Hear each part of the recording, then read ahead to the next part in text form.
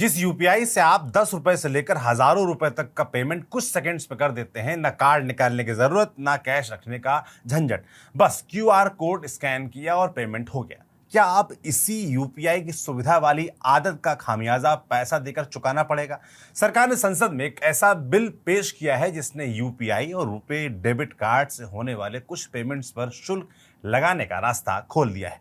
हालांकि अभी जरूर यूपीआई पेमेंट्स पर कोई चार्ज लगने नहीं जा रहा है तुरंत, लेकिन सोशल मीडिया पर इस पर बहस जरूर शुरू हो गई। और तो और मामला सिर्फ इतना भी नहीं है, क्योंकि विवाद में अमेरिका का एंगल भी जुड़ गया है। सवाल ये उठ रहे हैं कि क्या सरकार डोनाल्ड ट्रंप के प्रशासन के दबाव में आकर आपके उस यूपीआई पर शुल्क लगाने जा रही है जिसका इस्तेमाल अब आपकी रोजमर्रा की जिंदगी का हिस्सा बन चुका है। तो आखिर सरकार ने कानून में क्या बदला है, यूपीआई पर शुल्क लगाने की जरूरत क्यों पड़ी, और अमेरिका इस पूरी कहानी में कहां से आ गया, सब समझाएंगे आपको इस वीडियो में। नमस्ते, मेरा नाम सौरभ त्रिपाठी है, आप न्यूज पिंच देख रहे हैं।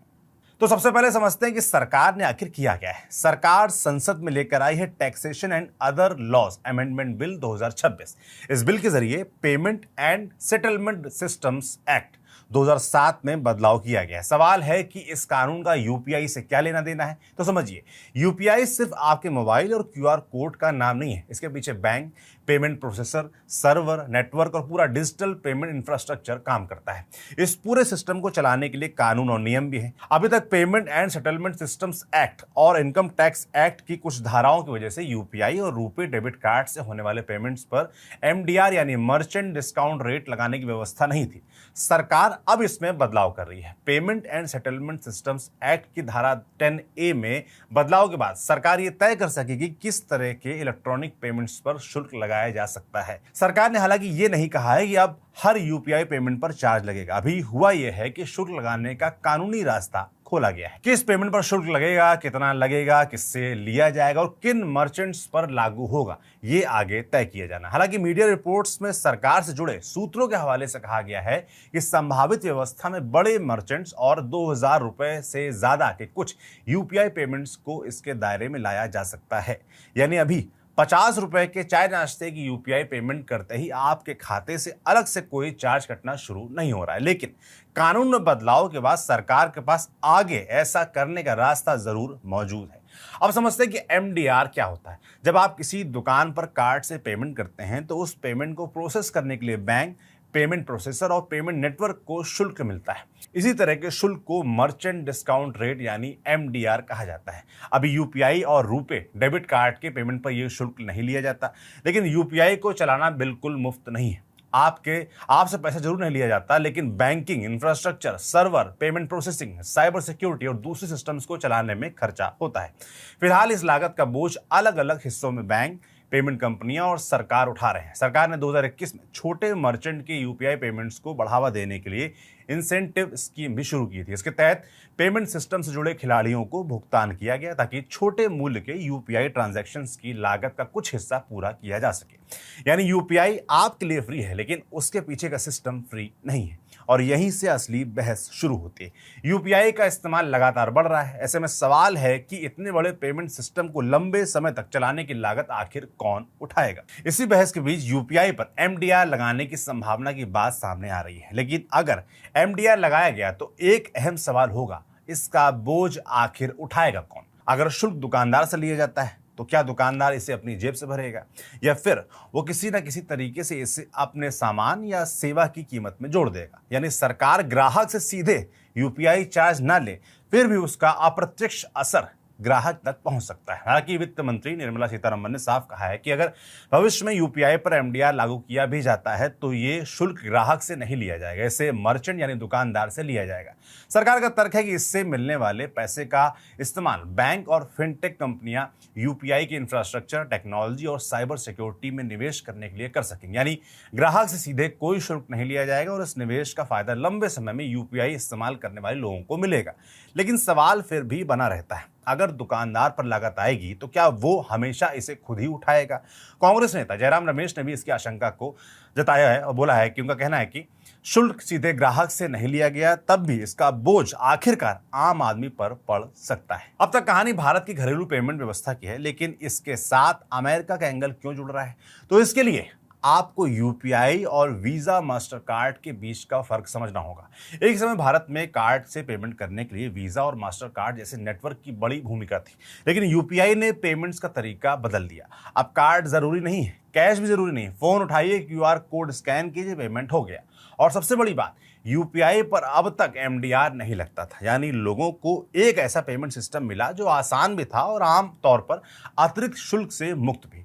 यही वजह है कि यूपीआई तेजी से लोगों की जिंदगी का हिस्सा बन गया। लेकिन इसका दूसरा असर यह हुआ कि कार्ड आधारित पेमेंट नेटवर्क के लिए भारत का बाजार बदलने लगा। अमेरिका लंबे समय से यह सवाल उठाता रहा है कि भारत की डिजिटल पेमेंट नीतियां घरेलू कंपनियों को फायदा पहुंचाती हैं और विदेशी पेमेंट के जो कंपनियां हैं उनके लिए बराबरी का मुकाबला मुश्किल बनाती हैं। मार्च 2026 में यूएसटीआर यानी कि यूनाइटेड स्टेट्स ट्रेड रिप्रेजेंटेटिव ने भी भारत की डिजिटल पेमेंट नीतियों को लेकर आपत्ति जताई और उन्हें विदेशी कंपनियों के लिए ट्रेड बैरियर के संदर्भ में देखा। यानी अमेरिका की चिंता यह है कि भारत का डिजिटल पेमेंट सिस्टम घरेलू कंपनियों को ऐसा फायदा दे रहा है जिससे अमेरिकी कंपनियों के लिए मुकाबला मुश्किल हो रहा है। यहीं से यूपीआई और भारत अमेरिका ट्रेड बातचीत का कनेक्शन सामने आता है।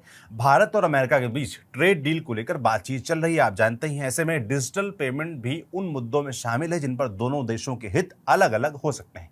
अब अमेरिका और यूपीआई की कहानी को एक और उदाहरण से समझिए। ब्राजील में भी एक घरेलू डिजिटल पेमेंट सिस्टम है, इसका नाम है पिक्स। पिक्स को ब्राजील के केंद्रीय बैंक ने बनाया और वहां भी ये तेज और कम लागत वाले डिजिटल पेमेंट का बड़ा माध्यम बन चुका है। अमेरिका की तरफ से ब्राजील के डिजिटल पेमेंट सिस्टम को लेकर भी सवाल उठाए गए हैं। यानी दुनिया में ये पहली बार नहीं है जब किसी देश के घरेलू डिजिटल पेमेंट सिस्टम और अमेरिकी पेमेंट कंपनियों के हितों के बीच टकराव की बात सामने आई हो। अब सवाल उठता है कि क्या भारत सरकार ने यूपीआई पर शुल्क लगाने का रास्ता अमेरिकी दबाव में खोला है? इसका सीधा जवाब अभी मौजूद नहीं है। सरकार का अपना तर्क है कि यूपीआई के बढ़ते इस्तेमाल के साथ इसके इंफ्रास्ट्रक्चर को चलाने की लागत भी बढ़ रही है और पेमेंट सिस्टम में निवेश, सुरक्षा और तकनीकी क्षमता बनाए रखने के लिए एक टिकाऊ आर्थिक मॉडल चाहिए। दूसरी तरफ सवाल ये उठ रहा है कि अगर भारत ने दुनिया के सामने अपना सफल डिजिटल पेमेंट मॉडल खड़ा किया है तो क्या उसकी लागत निकालने के लिए अब उसी सिस्टम पर शुल्क लगाना जरूरी है? और क्या इस फैसले पर अमेरिका की व्यापारिक चिंताओं का भी असर है? अब आते हैं उस आंकड़े पर जिसकी सबसे ज्यादा चर्चा हो रही है। अगर 2000 रुपए से ज्यादा वाले यूपीआई पेमेंट को संभावित शुल्क के दायरे में लाया जाता है तो उपलब्ध आंकड़ों के मुताबिक ऐसे पेमेंट कुल यूपीआई ट्रांजैक्शन की संख्या का करीब 4% है। यानी संख्या के हिसाब से देखें तो यूपीआई के करीब 96% ट्रांजैक्शन इस संभावित शुल्क के दायरे से बाहर रह सकते हैं। लेकिन यहां एक बात समझना जरूरी है, 4% ट्रांजैक्शन का मतलब 4% पैसा नहीं है। 2000 रुपए से ऊपर वाले पेमेंट संख्या में कम हो सकते हैं, लेकिन हर ट्रांजैक्शन की रकम बड़ी होती है। इसलिए सिर्फ ट्रांजैक्शन की गिनती देखकर यह मान लेना कि इसका असर बहुत छोटा होगा सही तस्वीर नहीं देता। यही वजह है कि असली सवाल सिर्फ ये नहीं है कि कितने यूपीआई पेमेंट्स पर एमडीआर लगाया जाएगा। असली सवाल यह है कि अगर शुल्क लगाया गया तो उसका बोझ कौन उठाएगा? दुकानदार, बैंक, पेमेंट कंपनी, सरकार या आखिरकार ग्राहक यानी आप और हम? क्योंकि यूपीआई अब सिर्फ पैसे भेजने की सुविधा पर नहीं है, ये आपकी रोजमर्रा की अर्थव्यवस्था का हिस्सा बन चुका है। चाय से लेकर किराने तक, सब्जी से लेकर अस्पताल तक, ऑनलाइन शॉपिंग से लेकर बड़े पेमेंट्स तक, हर जगह इसका इस्तेमाल हो रहा है। इसलिए अगर यूपीआई की कुछ पेमेंट्स पर शुल्क आता है तो सरकार को साफ साफ बताना होगा कि शुल्क कितना होगा, किस पर लगेगा, किससे वसूला जाएगा और क्या उसका असर ग्राहक की जेब पर पड़ेगा। अब अमेरिका वाले सवाल पर भी यही बात लागू होती है। ये कहना अभी जल्दबाजी होगा कि भारत ने अमेरिकी दबाव में आकर यूपीआई पर शुल्क लगाने का फैसला या उसका रास्ता खोला है। लेकिन यह भी तथ्य है कि अमेरिका भारत की डिजिटल पेमेंट नीतियों पर सवाल उठा चुका है और भारत अमेरिका ट्रेड बातचीत के बीच ही सरकार ने यूपीआई और रुपए से जुड़े कानून में बदलाव का रास्ता खोला है। इसलिए सवाल उठना लाजमी है। खैर, अभी इसका अंतिम जवाब सरकार के अगले कदम से ही मिलेगा, क्योंकि कानून बदल चुका है लेकिन शुल्क की दर अभी तय नहीं हुई। अब देखना होगा कि सरकार किन पेमेंट्स पर एमडीआर लगाती है, कितनी दर रखती है, किन मर्चेंट्स को इसके दायरे में लाती है और सबसे जरूरी बात, इसका बोझ आखिर किस पर पड़ता है। क्योंकि सवाल सिर्फ यूपीआई के फ्री रहने या चार्ज लगाने का नहीं है, सवाल उस डिजिटल पेमेंट सिस्टम का है जिसे भारत ने अपने दम पर खड़ा किया और जिसे करोड़ों लोग हर दिन इस्तेमाल करते हैं। इसलिए अगर इसमें बदलाव होता है तो सरकार को सिर्फ ये बताना नहीं होगा कि पैसा कौन देगा, ये भी बताना होगा कि ये पैसा क्यों लिया जा रहा है और क्या इस फैसले में भारत की अपनी ज़रूरत बड़ी है या भारत अमेरिका की ट्रेड बातचीत और अमेरिकी कंपनियों के हितों का भी कोई हिस्सा इसमें शामिल है।